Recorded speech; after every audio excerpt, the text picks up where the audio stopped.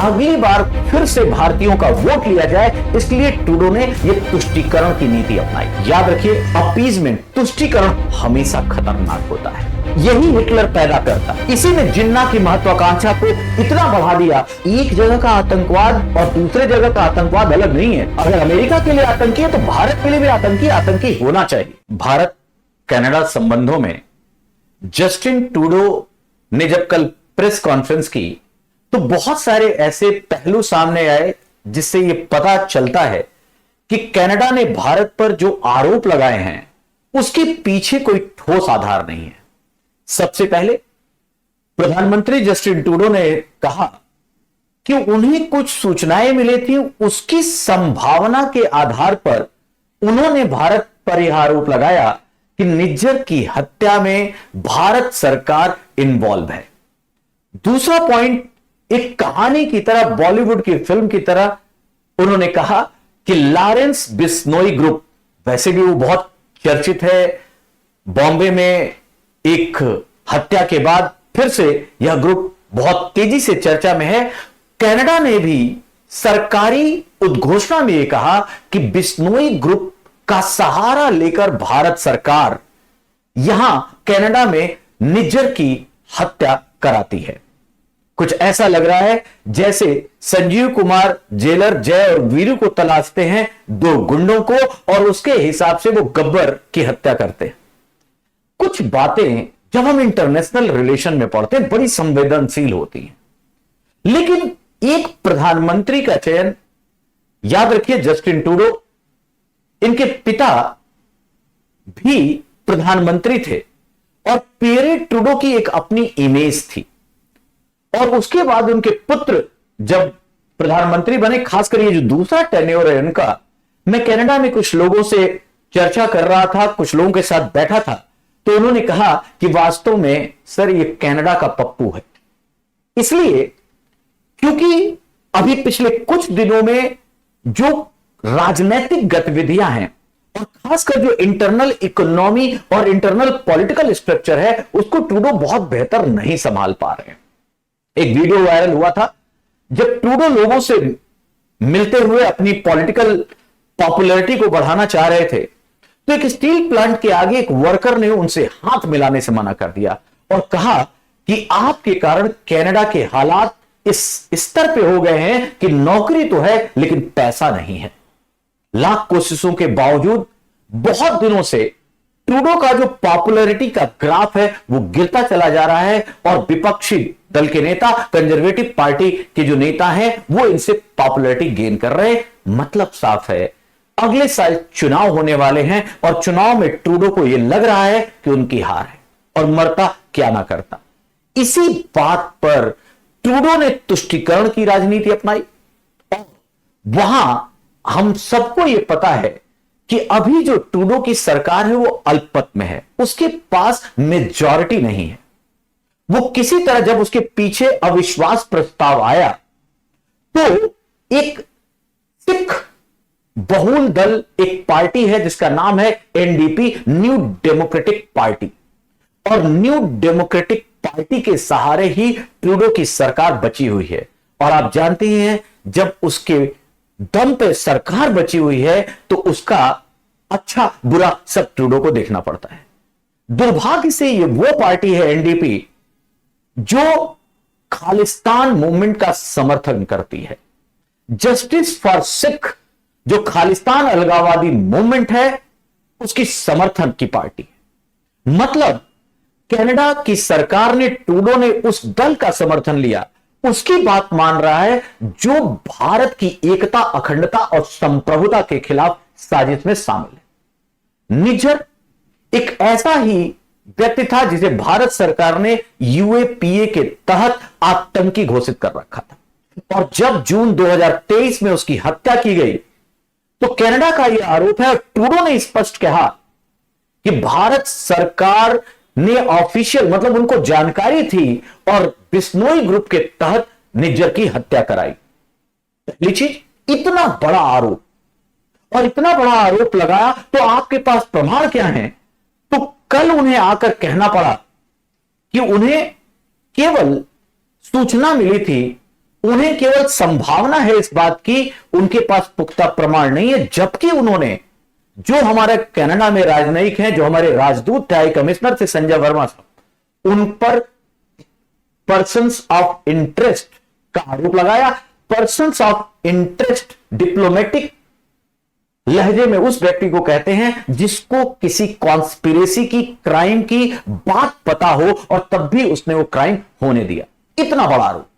और हालात ये हो गई भारत और कनाडा के संबंधों की कि भारत सरकार को यह निर्णय लेना पड़ा कि हम अपने राजनयिकों को कनाडा से वापस बुला लें। और क्यों ना बुलाएं? क्योंकि जब ऐसे हालात हैं तो हम कनाडा की उस सरकार पर विश्वास ऐसे अपने कूटनीतिज्ञों की सुरक्षा का कैसे कर पाएंगे।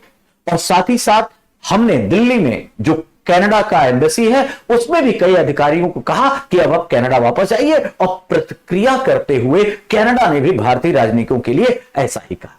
याद रखिए, भारत के साथ आज तक के अगर हम विदेशी संबंधों को देखें तो पाकिस्तान के अलावा भारत ने किसी भी देश के साथ ऐसा नहीं किया। इसका मतलब यह है और बड़ा स्पष्ट है कि कनाडा और भारत की जो डिप्लोमेटिक रिलेशन है वो अपने निम्नतम स्तर पर है। ये मुद्दा शुरू होता है और हमारे बीच जो ये तलखी है उसके पीछे है खालिस्तान मूवमेंट। जब भारत की इंटीग्रिटी का मुद्दा आता है, सॉवरेनिटी का मुद्दा आता है, तो बट ऑब्वियस है हमें ऐसे निर्णय लेने होंगे। और ये कनाडा, ये वही कनाडा है जो शुरुआत से ही खालिस्तान, जो कि खुद एक भारत के अलगाववादी संगठन के रूप में था और 1980 से ही इसकी जड़ देखी जाती है। जब 80s में खालिस्तान मूवमेंट अपनी पॉपुलैरिटी पे था, ऑपरेशन ब्लू स्टार और बाकी कई negotiation, stick and carrot policy से, सिखों की समझ से, हमारे पंजाब के जो सिख हैं, जो भारत की आत्मा है, बहुत सारे लोग नहीं चाहते थे। ये तो अलगाववादी कुछ मुट्ठी भर लोग थे जिन्होंने चरमपंथ को जन्म देकर एक देश बनाकर अपनी राजनीतिक स्वार्थ को पूरा करना चाहा। क्या कभी सोचा जा सकता है कि भारत से सिख हट जाए तो भारत रह पाएगा? वो कौम जिसमें ज्यादातर गुरुओं ने केवल इसलिए अपनी शहादत दे दी, अपने बच्चों को शहीद करा दिया, जिसके कारण भारत बना रहे, भारत बचा रहे, उस गुरु गोविंद सिंह की परंपरा को यह खालिस्तान मूवमेंट सीधे नकारता है। बात आते फिर 80 के डेकेड में एक, आप सबने कनिष्क विमान की दुर्घटना सुनी होगी, उसे बम से उड़ा दिया गया। वो जो विमान था उसमें 329 नागरिक थे, 329 नागरिक थे, सारे लोग मारे गए। कनाडा की लापरवाही या जो भी उसकी पॉलिटिकल टैक्टिक्स थी उससे अपराधी को सजा नहीं मिल पाई, जबकि बड़ा स्पष्ट था कि उसके पीछे खालिस्तानी मूवमेंट के लोग हैं। और देखिए इतिहास कैसे अपने आप को दोहराता है। क्या ये इसी समय और ट्रूडो के बाद आखिर, जैसा मैंने कहा कि 2023-24 में आखिर ट्रूडो की मोहब्बत क्यों जाग गई? कारण है वहां की राजनीति, किसी तरह अपनी सत्ता को बचाए रखना, क्योंकि अगर एनडीपी ने सपोर्ट खींच लिया ट्रूडो की सरकार नहीं बचेगी।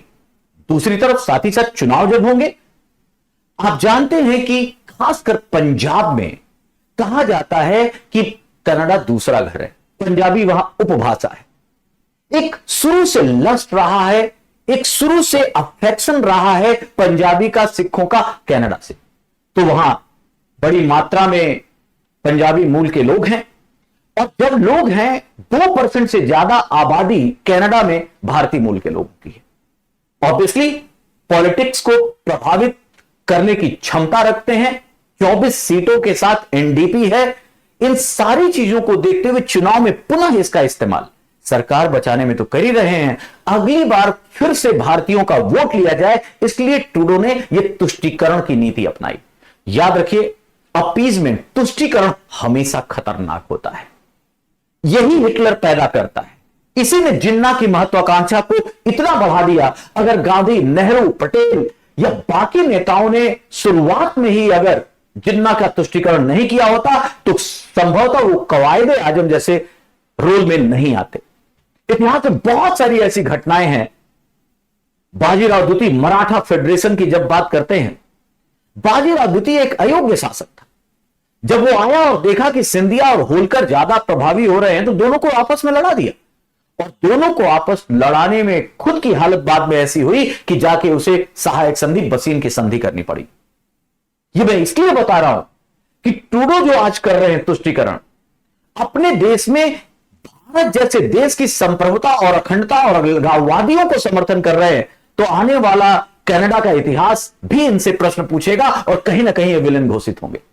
और यहां पर बहुत साफ है कि अगर जो भारत के अलगाववादी और आतंकी घोषित किया गया है, आप उसका समर्थन, आप उसको अपने यहां प्रश्रय कैसे दे सकते हैं? याद कीजिए, यही 9/11 जब अमेरिका में होता है तो यूनाइटेड नेशंस में रेजोल्यूशन 1373 नंबर पास होता है, और 1373 में साफ कहा गया है comprehensive conference on international terrorism. सब मिलजुल कर करेंगे, और एक जगह का आतंकवाद और दूसरे जगह का आतंकवाद अलग नहीं है। अगर अमेरिका के लिए आतंकी है तो भारत के लिए भी आतंकी होना चाहिए। लेकिन अमेरिका, कनाडा, पश्चिमी देश हमेशा इसी तरह से चीजों को देखते हैं। ये सारे विषय बहुत अजीब से हो जाते हैं। तो हमारी संवेदना को समझते हुए पश्चिमी देश, कनाडा, सबको यह बात देखनी चाहिए। क्योंकि दूसरी तरफ अगर हम एक और, आप लोगों ने एक न्यूज पढ़ी होगी 5 आइज, इसी के साथ एक संकल्पना उभरती है। ये 5 आइज देश कौन से हैं? 5 आइज का मतलब है ऑस्ट्रेलिया, न्यूजीलैंड, ब्रिटेन, कनाडा और अमेरिका। वास्तव में सेकेंड वर्ल्ड वॉर के बाद 1946 में अमेरिका और ब्रिटेन ने कहा कि हम खुफिया जानकारी साझा करने का एक तंत्र बनाते हैं, और यही बड़ा होता होते 5 देश बन गए, जिसमें अमेरिका, ब्रिटेन के साथ साथ कनाडा आ गया और ऑस्ट्रेलिया, न्यूजीलैंड आ गया।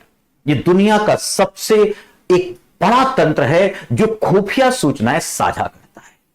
ट्रूडो ने कहा कि मुझे 5 आइज से सूचना मिली थी, क्योंकि इनका तंत्र निगरानी का, सर्वेलांस का बड़ा है, और इसलिए मैं इस बात को कहता हूं कि भारत इस साजिश में शामिल था।